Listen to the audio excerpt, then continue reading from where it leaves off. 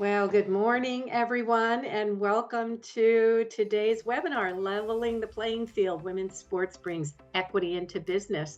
I'm Allison DeFlorio, and I'm here with my co-host and partner and trusted advisor, principal consultant at Exude, Elena Van Kirk. Hi, Elena. Hi, Allison. Good morning. For those of you that have found the time to join us today, first of all, I want to thank you. I think the topic that we're talking about today is representative of many conversations that Elena and I have had, and as we think about how we evolve thinking around compensation in today's workplace. And we hope today to share with you some of that thinking. We welcome your questions because some of the things you hear today you may be familiar with, and some of the things you hear you may be thinking about a little bit differently.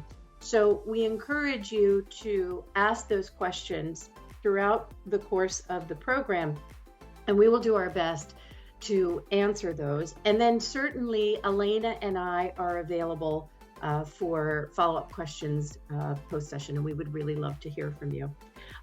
Before we get started, this session is being recorded.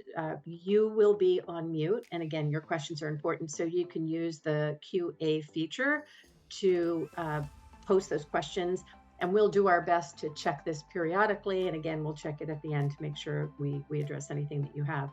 We will be sending a link of this webinar out post-session. And please feel free to share this with people who you feel may find this of value. Again, some of this information may not be new to you, but we really do believe that this will challenge the way we all think about equity as it relates to pay and opportunity in the workplace. So without further ado, I want to move into our brief introductions. For those of you that are joining us, and for the first time, welcome. For those of you who've been with us before, welcome back. I'm Allison DeFlorio. I'm the co-founder and managing partner of Exude Human Capital. I work with employers across all sectors, all industries, all sizes, in a host of HR solutions. And for the purposes of today's program, we'll really be focusing on the work that we've done with organizations around equity and compensation. And I'd like to introduce my co-host, let her share a bit about her background and the incredible work that she's been doing in this equity space. Lena? Thanks, Allison. Good morning, everyone. Thank you for joining us. My name is Elena Van Kirk. I'm principal consultant at Exude Human Capital. And a lot of my role really is in designing our approach with our clients. So we have, for a number of years, done a traditional pay equity analysis with a lot of our compensation clients. We've done all of the statistical research and evaluation to uncover from a data perspective where clients might have risks and opportunities. But in the last year or two, our approach to equity has significantly changed. And so we've really leaned into identifying not only just systemic barriers to equity, but the behaviors that kind of hide in plain sight that are unfortunately common practices by leaders across organizations that have unintended consequences in pay disparities. And so that equity work has even expanded beyond the compensation realm to really look at opportunities to bring equity holistically across the employee experience and across career paths throughout an employee's journey. So very excited to be here today. And thank you so much for joining us. Great. And Elena, I'm excited for you to share some of the thought leadership that you've brought to our team and to our clients in this space. So just to give you an overview of what we're going to be talking about today, we did say that this is about leveling the playing field. So a lot of work in this space has been clearly demonstrated in women's sports. So we're going to take you through, set a little bit of context as to where this comes from. And then we'll move into how does this relate to business? How are we seeing this show up in the business world today? Really digging into some of the factors that influence equity beyond just pay. And then overcoming some of the assumptions that exist around gender in the workplace. And very importantly, we're going to take you through 6 steps towards creating equitable opportunity in your organization. Again, your questions are important to us, so please feel free to post them. And again, reach out to us afterwards if you have any follow-up questions. So with that, Elena, why don't you take us through the context and the background here of Yeah, women's sports and the inspiration for this webinar? absolutely. So, pay disparity in women's sports, unfortunately, is not new. Even dating back, I'm sure it goes farther than this, but if we think back to 1966, Billie Jean King won her first Wimbledon and received less than half the prize money that her male counterpart did. I'm sure there are a series of milestones between then and now, but this really started to take off again and gain significant media attention in 2019 when the US women's national team sued the US Soccer Federation over their wage gap. After they had done an analysis and were able to quantify that the women's team would have, or excuse me, the men's team would have earned an additional 66 million for the same level of success that the women's team had. And some of you may remember back in 2021, there was a post that went viral online where the NCAA was really called out and put on blast for significant disparity in the equipment given to the female teams versus the men's teams during March Madness. The men's teams had this enormous state of the art weight room with more than enough equipment, and the women were given a single rack of dumbbells, maxing out at 30 pounds. And it was, again, a significant disparity in the equipment, and think of support and preparation and investment that went into the difference between those two teams. One thing that you might not have heard about is also in 2021, the WNBA actually had to go find a partner and seek out a partnership with an organization specifically to obtain access to corporate sponsorships. And this really speaks again to some of the more systemic inequities when we think about women in sports. Yeah, and I just have to just kind of underscore that, just the WNBA, recent statistic, the average NBA player from a salary perspective pulls in about 5.4 million in a contract. The average WNBA female player, 120,000. So, we're talking about more than just pay, but certainly that is a component of all of this as well. Yeah, I think we went to sleep here. There you go.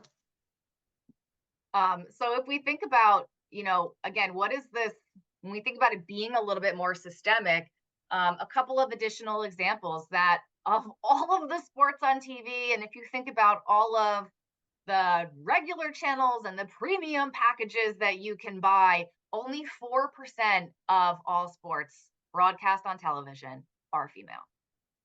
I find that shocking. I mean, it just feels And to shocking. make that number even smaller, 0.4% of total sports sponsorships is devoted to women's sports and athletes, which makes a lot of sense why the WNBA needed to find somebody who would help connect them to those opportunities, because they are not as readily available to women as they are to men. And again, another drastic comparison is for every dollar that a company invests in an endorsement deal for men's sports, less than half a penny goes to the women's game. And this is all founded in a common excuse or assumption, if we want to say, that women don't bring in the same money. And so I think, is that really true? And what are the factors that lead to that? Yeah, I think it's interesting. Just I go back to your other slide where you talk about Billie Jean King, and okay, I'm going to date myself, everyone, but as a tennis was my sport in high school, and she was an idol of mine. And I think back then, I had this dream at one moment in time that I too could become a tennis player. Think about all the young women that are influenced by female athletes and the revenue that that generates in sports. Like it sounds like that's a piece that's missing here too. Mhm. And I think this ties in nicely. If you look at this quote from Venus Williams, and she and her sister, actually, she was the first Williams that kind of hit the courts and made a big name, and then Serena became surpassed her in a number of ways. But I think her quote speaks to what the impact it can have to a young woman who's or any age woman who is giving it her all to do their very best, putting in the sweat equity, whether it's on the court or whether it is in the workplace, to get ahead, and then being told, well, you're almost as good but not quite as good in order to be able to get that promotion. So think about that as we flip to the business context for all of this, as to the impact that that can have on your teams and in your staff. So before we can talk about business, what does would equity should equity look like in sports?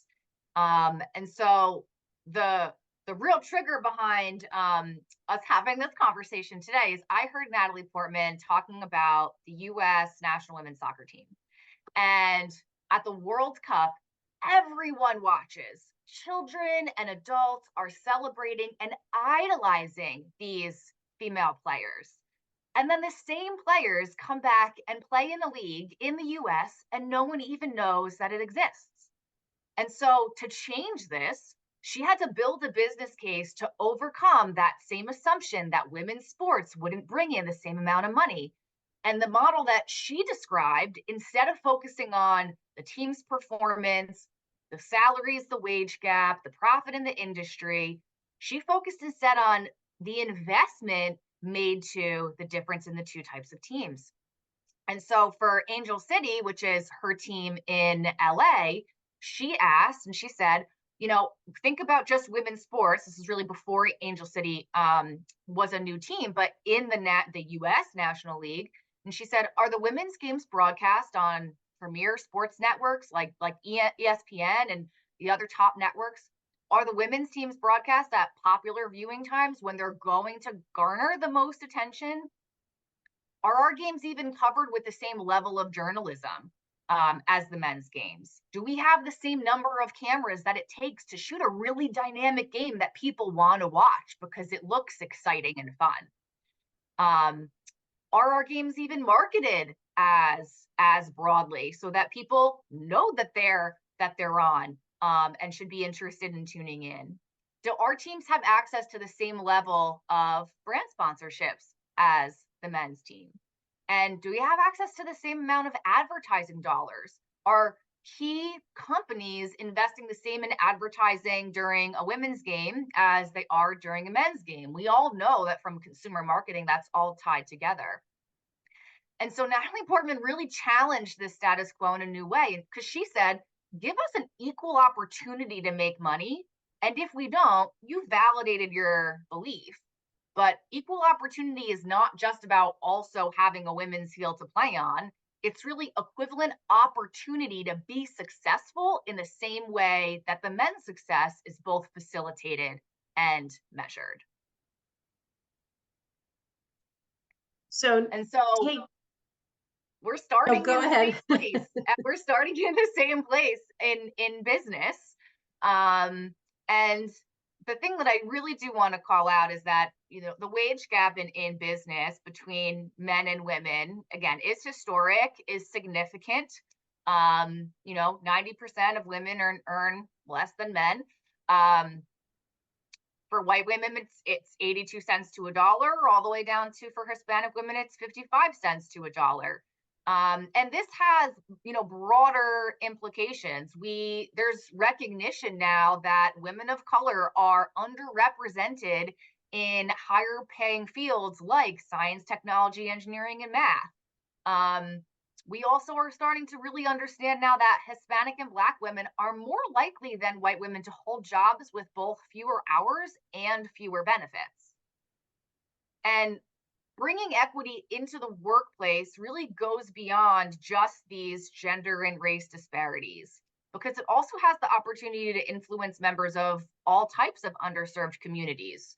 So think about first generation professionals, first generation college students, immigrants, others with limited English proficiency, veterans or military spouses, or just people who are affected by persistent poverty.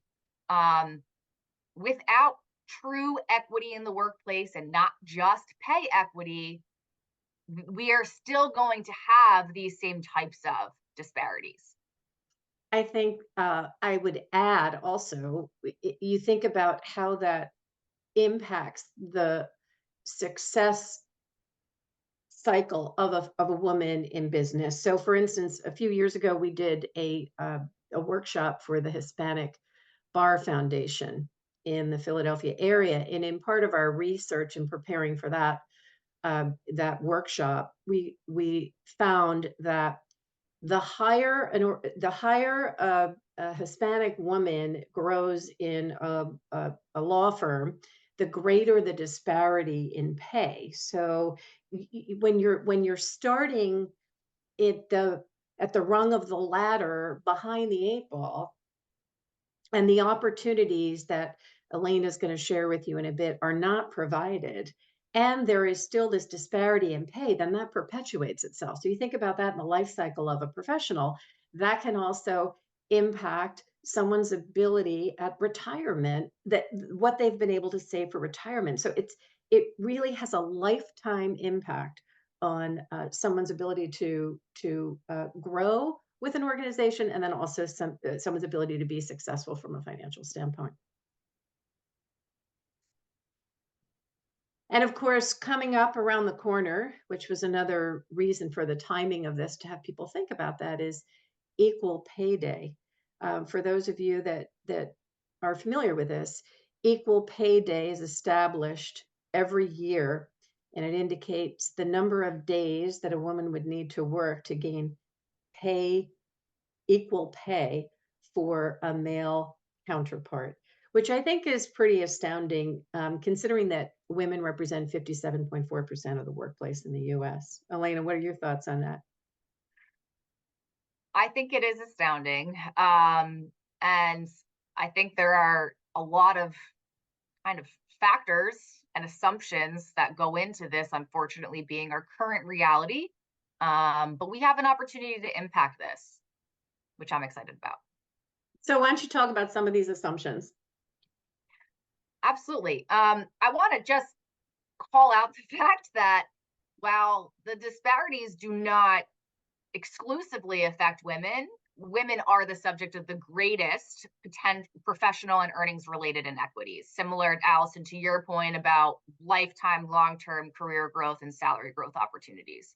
And I think there are a series of common, we can call them excuses or assumptions, that are offered in an attempt to somewhat justify that disparity. So the fact that women leave the workforce earlier or at different times to raise families. We were just talking about this last week as not necessarily understanding if I can contribute based on my skills and abilities one day, even if I did take a break, there really isn't a difference in my ability to contribute in my return to the workforce. And if men are contributing, and they are remaining in the workforce, again, we should be equitable based on our contributions, not based on being present or not present. I think we've also seen that there are some who hold the belief that women are less effective as leaders, and that bias tends to influence their decisions and their behavior in supporting and advancing women in their career paths in comparison to men. And I think the pandemic absolutely really, I think, shone a light on how we perceived women as reliable employees when they also have either children or familial obligations. Hmm. And it's interesting too, because you think of if we look outside of the US, leaving the work to raise a child is not looked upon the same way as it is in the United States. It's kind of a part of life. And to your point, Elena, the skills and abilities that you had prior to doing that leave are the same skills and abilities that you bring back into the workplace. So it's these assumptions can get in the way, and there are some evolved leaders that are able to move beyond these. But these are some of the things that we still see and hear as we're working with organizations uh, in this space. One of the other ones too, Allison, that I'll just add is that, and it somewhat ties into this next piece here. I think there's a misconception that your previous job responsibilities are a reflection of your current abilities. And I think that's a lens that oftentimes is really unconscious bias, not intentional, but I think we interpret someone's ability based on previous job responsibilities. And I think there's an opportunity to really expand our thinking there. It So, it re- reminds me, let me just add something there. It reminds me of, making decisions about pay based on someone's previous salary, right? So there have been laws in place that are helping to manage that. You can't ask about someone's previous salary, et cetera. But to your point, Elena, if we look at someone's job title and you don't ask the right questions to really understand their capabilities, or how some of the experiences that they had that might not be traditional for someone with that job title, instead of just saying, oh, that person is at this job title, so they couldn't possibly be ready mhm. for the job title that we have. Right. We've seen that. And the other thing is, while it is no longer legal or acceptable to ask for previous salary history to make decisions, I think the piece that we fail to recognize is that even though we can no longer do that for new hires, there is nothing preventing us from using current salary as a key basis for decision making. Um, for internal salary changes. And so I think we assume that those salary changes are also equitable, and they may not be. Mhm. So the more discretionary those practices are, the more opportunity there is for those decisions to again be colored by a singular point in time, and the factors that contributed to that singular point in time. And I will say, and I'm speaking for both of us here, in the work that we've done, particularly since the pandemic, as you all may know, we've seen more change in salaries in the last 3 years than we saw in the past, 2 decades.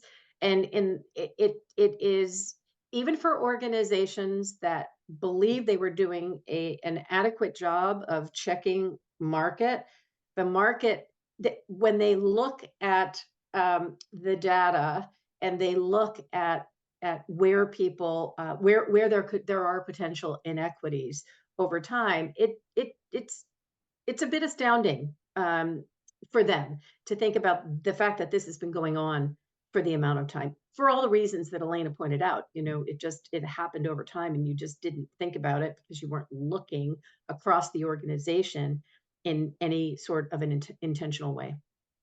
Mhm.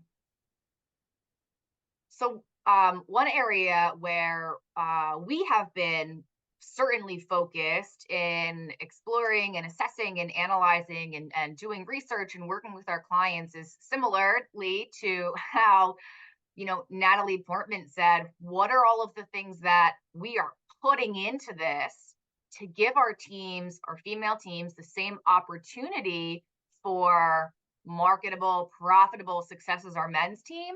That's the exact same lens that we can take in our organizations. So you'll notice here, compensation is not currently a piece of this pie. And that tends to be the only piece of the pie, I think, that most organizations are focused in when we think about equity. All of these factors can correlate and can influence compensation decisions. But if we take a step back and instead of just focusing on dollars and cents and pay equity, how are we being equitable in our role requirements, our job responsibilities, access to support and resources, recognition? If we think about it, these are the factors that we tend to evaluate in advancement decisions. These are the factors we tend to, um, they are what influences performance. So, whether that is someone's preparedness for advancement, whether that is someone's performance in a previous organization coming into our organization. And so, really, if we can take a new approach to establishing and supporting mechanisms for equity in all of these areas, we have an opportunity to impact and override some of the more systemic results of pay inequity. And as you mentioned earlier, this is not just gender pay inequity. This could be all types of pay inequity. It's really getting to the root causes of where structures and processes create obstacles for individuals. Mm-hmm. So, how can people begin to think about their pie and analyzing the components of that pie? So if we think about, what do we learn from this? What do we take away? How do we start to act on this? Um, I like to look at it as how can we comprehensively identify equitable investment in our employees, all of our employees. So for every employee to be as successful as every privileged peer. Um, I think it's reality that those who grow in their roles are more likely to be rewarded financially in the short term, as well as, to Allison, to your point, to be prepared for career growth and long term salary gains in the long term. And so for true equity, we have a responsibility to invest that same amount in each employee and provide them with the opportunity to perform. We can't assume or predict who will outperform others and invest solely in those employees because those assumptions are likely to be colored by our own experience or bias. So if we start with number one, how are we identifying role requirements or competencies? We have an opportunity to take another look at our role requirements and are there embedded barriers for some populations? Are we flexible enough with how we look at comparable experience? Or I say this because I've worked with some organizations who a role requirement might have been we want to see a particular series of advancement steps in a prior role before we put them in our role for them to be qualified. And so that history might not have, it could have been colored by a variety of factors. And so we want to make sure that we're not making those decisions based on expected trends outside of our control. So really identifying role requirements and competencies that have a broad application for what those could look like, a broad application for how a candidate could sit in front of you, or somebody who's eligible for promotion could sit in front of you and in an interview explain how they have the skills or the experience to be able to use based on their own abilities to perform in that position. I think one of the role requirements that we're seeing attention being paid to across the board right now is degree requirements too. So whether it's for hiring, um, uh, external, bringing an external hire in, or for promotion purposes, think about it. Is a college degree absolutely necessary? Is a master's degree? It may be for certain roles, it may be that level of knowledge. However, is comparable or work experience in that area also a would that meet the requirement versus someone who perhaps didn't have the resources to get an advanced degree or even to get an undergraduate degree. So I think it's fair to say we've seen employers taking a look at that. Or are there certificate programs that someone could take that would satisfy that requirement that might require less time and less dollar investment and make it more affordable for people? Mhm. There are a number of industries that we've worked with where degrees or certifications, even in the world of education, are it's an enormous financial hurdle. Hmm. And so there becomes this, precipice of where do I go from here if I don't have if it's a financial limitation to be able to overcome this barrier to additional opportunity, people get stuck. And I think it's potentially, depending on your industry and the requirements of your industry, potentially could be a disservice to both employees and employers by not being able to leverage someone's full ability and Hmm. reward them for it. The second one on here, we think about how are we delegating job responsibilities. Um, I like talking to clients about this. I think this is a huge opportunity for us to connect with our organizational leaders and managers, and talk about that in a team. How do we delegate job responsibilities? I think this is a key area that can potentially be somewhat influenced by bias. In that I'm more likely to assign higher priority, higher level, larger, more complex um, tasks or duties to somebody who is, I'm assuming, is my top performer, who I might have a closer relationship with, who I continually rely on. And so, are we giving all of our employees on that team the opportunity to take on equitable job responsibilities, to build skills, to gain experience? And so, if we think about it, if we are continually giving again, those kind of more complex job responsibilities to some, or if we are continuing to just add volume in lower level responsibilities to the same people, think of it like a resume. How are we helping them build their resume? If I'm giving one employee 5 building blocks and I'm giving another employee one building block, or 4 of the same teeny tiny ones, am I being equitable? Am I, again, investing in them within the scope of their role, but also within the scope of their potential?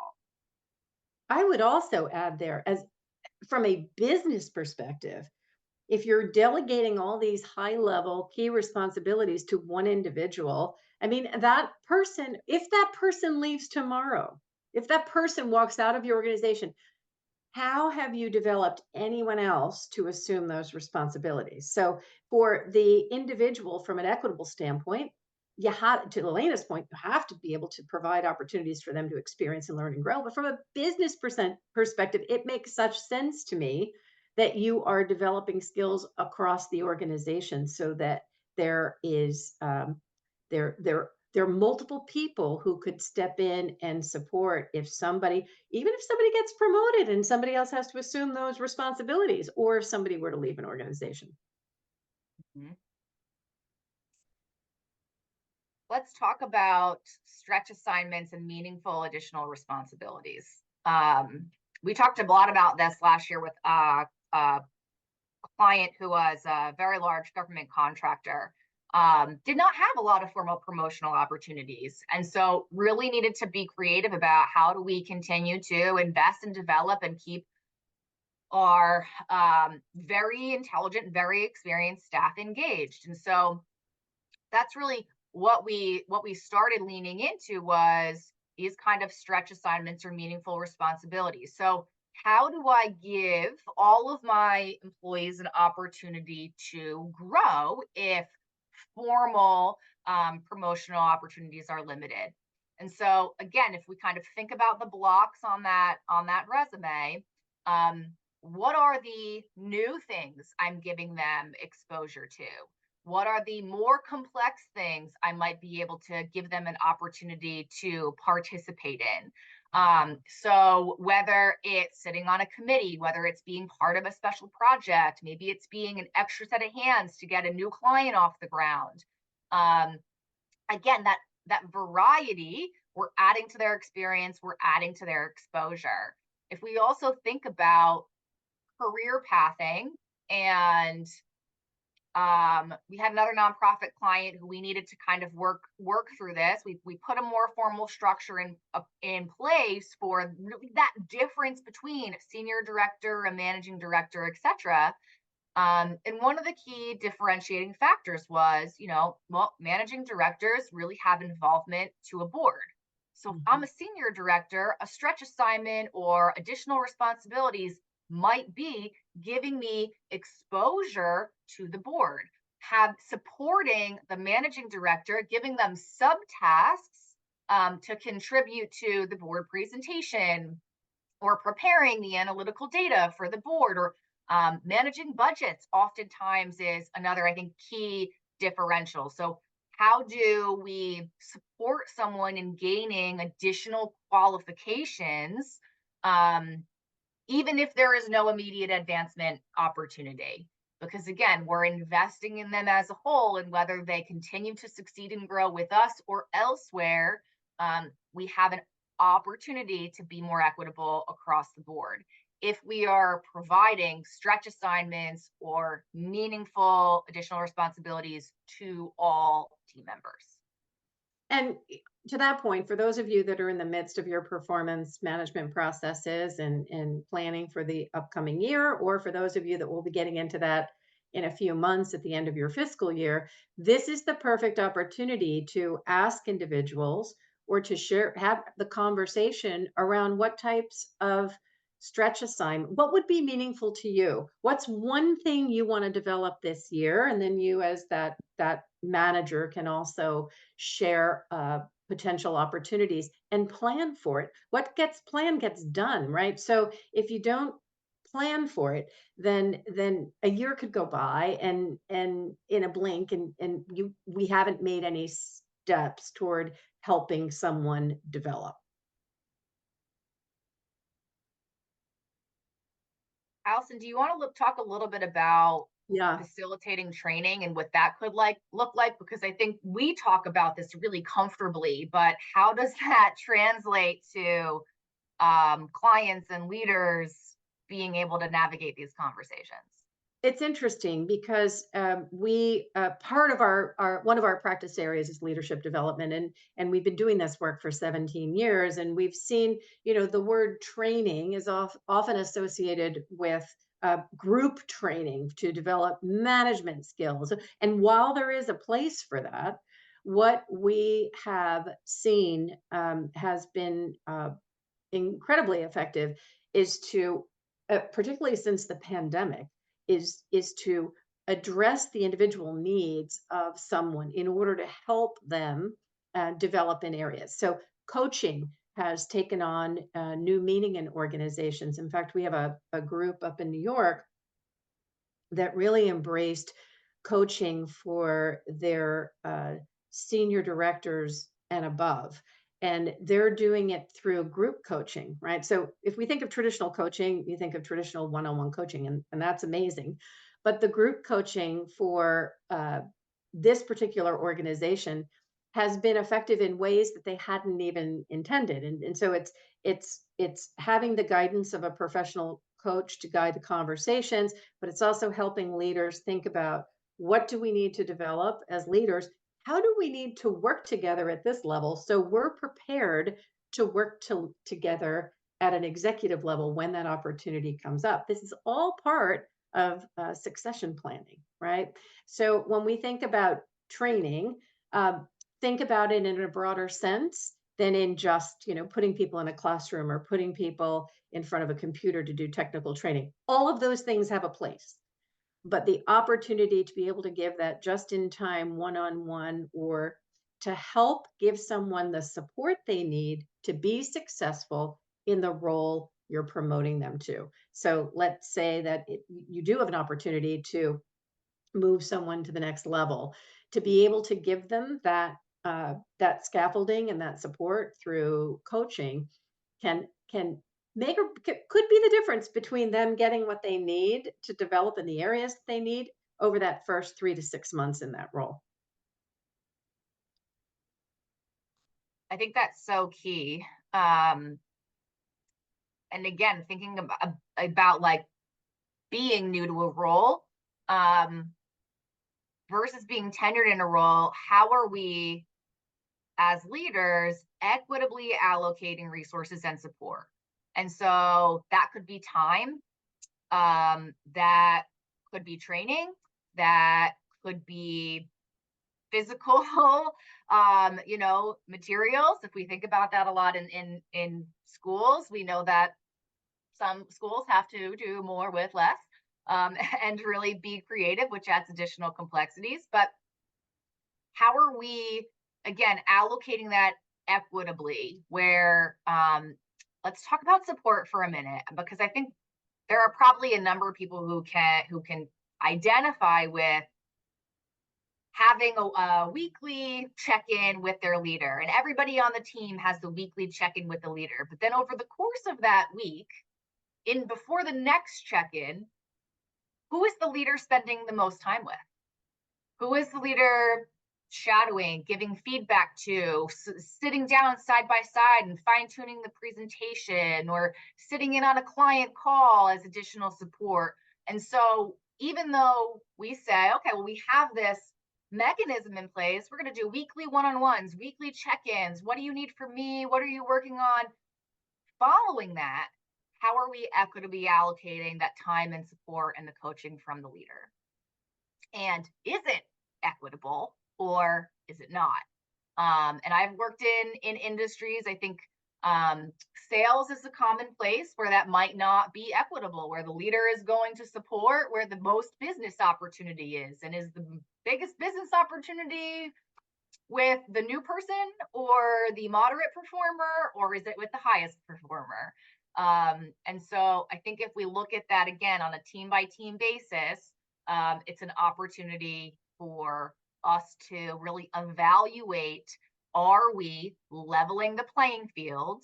Are we giving comparable investment and providing everyone with the equitable opportunity to perform and grow? Mhm. I also think this last one, recognizing the growth and successes of others. And Elena, we've had a lot of conversations about this. Um, to your point about allocating resources and support, who gets the most support? Who gets the most recognition? Oftentimes, those that are in the positions to drive revenue or drive sales, or to have client facing roles where the client feedback is measured and celebrated. uh, and if not thought out or being intentional about recognizing the successes of others within the organization who support and facilitate those individuals doing their job, that can be a missed opportunity for or for being equitable in how we recognize, and it can be a demotivator for people who are really working hard to develop themselves and to impact the overall organization. The other thing too is that depending on the size of your organization, how far does recognition reach? Mm. And recognition, like it or not, oftentimes public recognition oftentimes colors reputation. And so again, I think there's an opportunity where if we are only recognizing some people, are we facilitating, unknowingly, unintendedly facilitating building their brand, building their reputation, right? Go back to the sports analogy. And we're, inequitably saying this is who you should invest in because this is who's getting recognized. This is who's already proven what they can do. It doesn't mean that there's not the same quality of performance or output and success doesn't exist in others.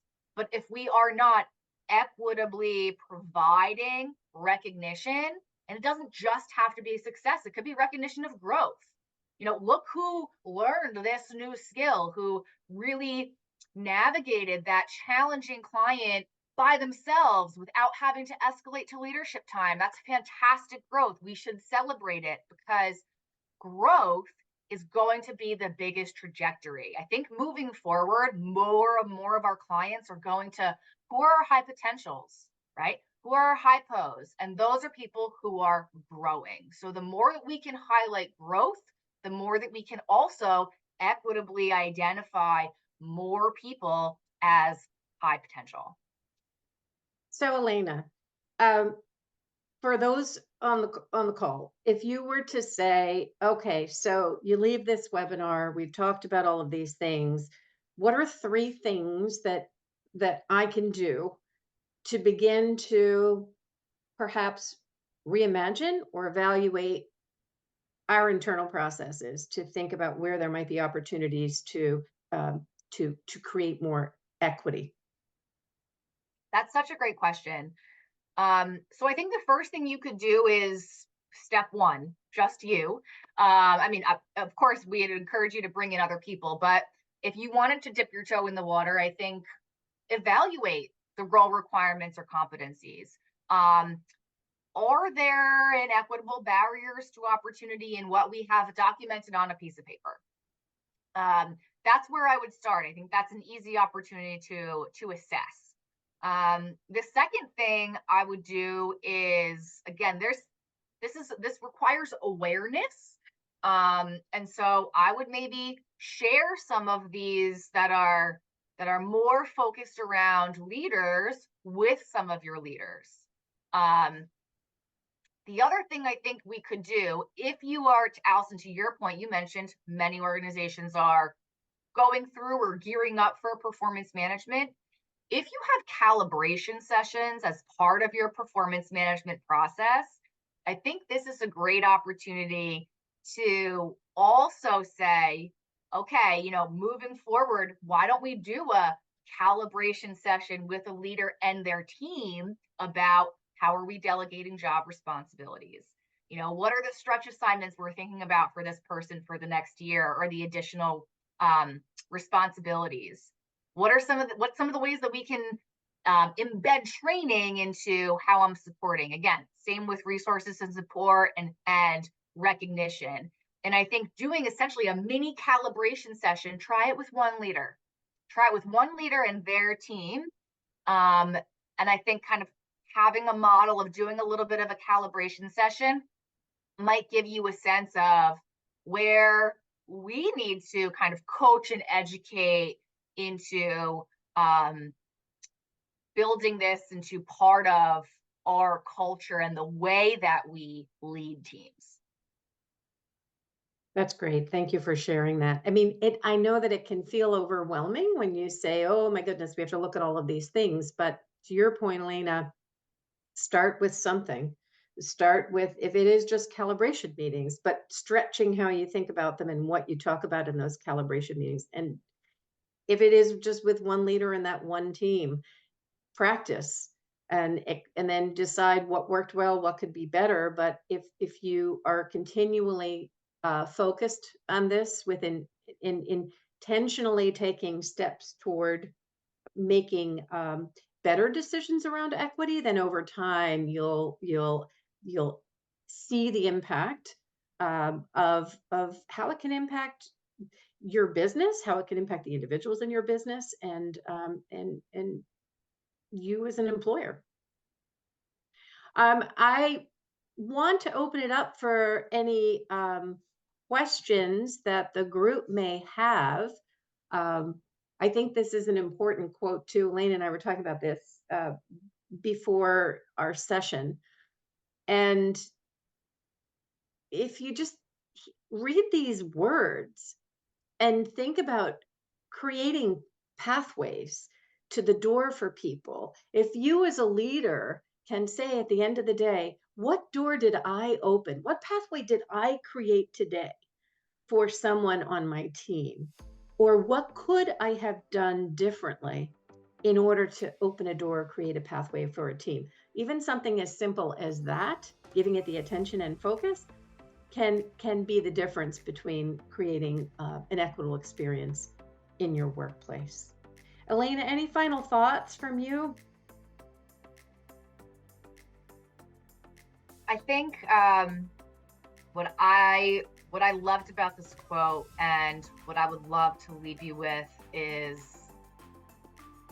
can we make an effort to put forth, at least start with, similar investment in each of our employees and see what they do with it. The challenge is there, everyone. And I, first of all, I want to thank all of you for attending today. We hope that this leaves you with something to think about. Again, we will be sending a recording out, so please share this with others in your organization or those who you think may find it of interest. And Elena, I particularly want to thank you for your thought leadership and for bringing this to life. For all of you, we will be doing, this is not the last we're going to be speaking about this topic. If you listen to our podcasts or any of our vlogs, go to our website, you can pull any of these different venues down and share them. But we're passionate about this topic and we plan to spend a lot of time this year talking about it. So thank you again for joining us. We hope to see you again on one of our future webinars. Have a great day, everybody.